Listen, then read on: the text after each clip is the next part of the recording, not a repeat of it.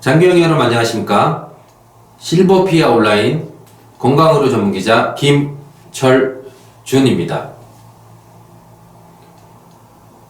오늘 전해드릴 소식은 최근 갑자기 늘어나는 코로나19 확진자 급증 소식입니다. 지난 7월 1일부터 노인요양병원과 장기요양기관에서는 미대면 5개나 옥내 면회장이 개설된 경우 비대면 면회를 허용했습니다. 그러나 최근 갑자기 늘어난 코로나19 확진자의 증가로 전국적으로 사회적 거리두기 제2단계의 실시로 장기요양 기관 내에서의 비대면 면회조차도 잠정적으로 중단되었습니다. 급증하는 확진자 소식부터 전해드리고 그 원인들을 살펴보겠습니다. 코로나19 확진자가 나흘새 745명이 늘어났습니다. 단순히 확진자 수만 놓고 보면 하루 909명까지 쏟아져 나왔던 2월 29일에는 아직 미치지 못합니다.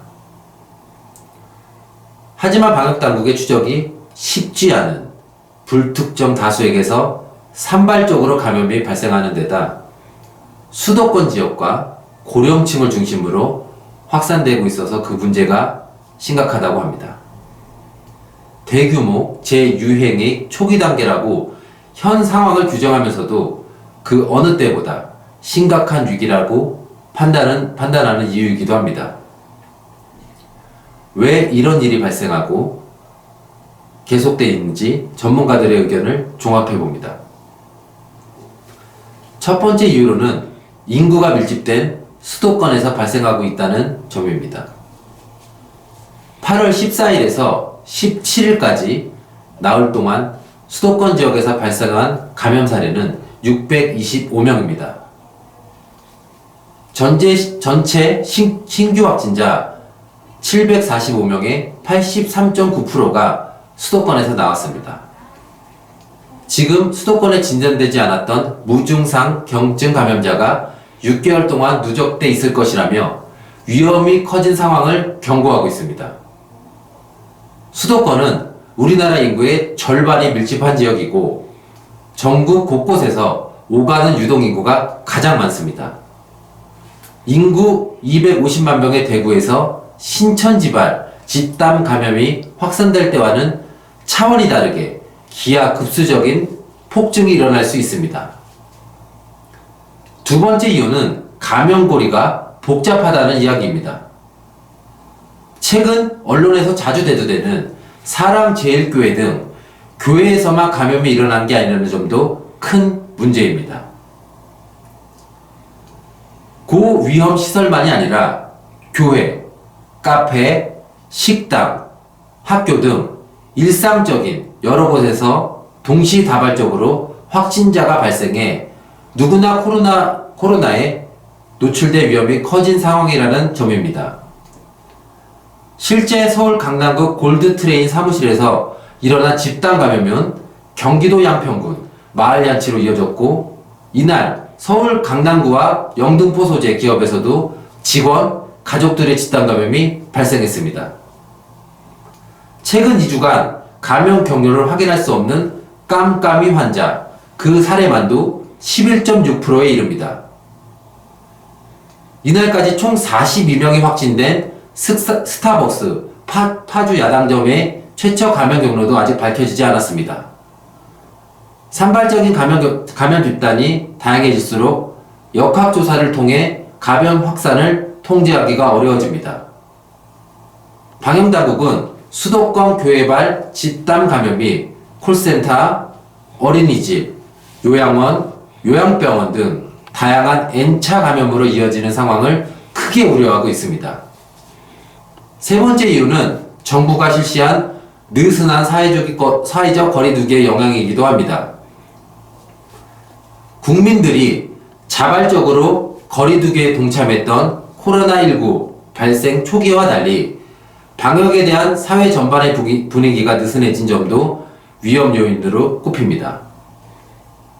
광복절이 주말이라 8월 17일을 임시 공휴일로 지정하여 연휴 기간이 길어지자 시민들이 밖으로 몰려 나왔습니다.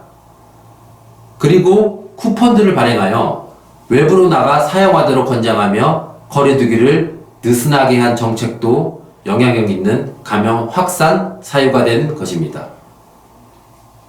지금은 의료대학 역량은 높아졌지만 코로나19 장기화, 장마와 무더위 등으로 인해 사회적인 긴장도가 떨어진 상황이기 때문에 수도권 지역 주민들이 스스로 모임을 취소하고 외출을 삼가하는 등 누그러진 경각심을 끌어올려야 한다고 당부했습니다.